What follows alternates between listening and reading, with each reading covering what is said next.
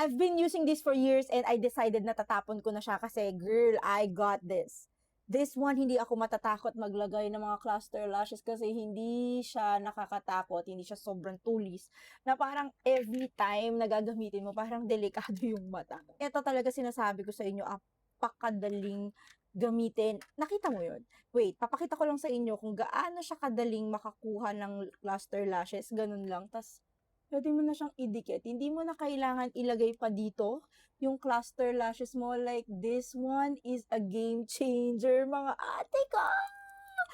So, tingnan mo naman yan, oh. Ang daling ikabit. Tapos, ayan, oh. Di mo na gagamitan ng fingers. Ito na lang talaga. Oh my gosh. Oh, pak. Oh, di ba?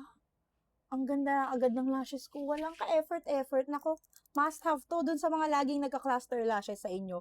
Kahit na medyo mahal to ng onte. Nako, go-go nyo na to. Super worth it.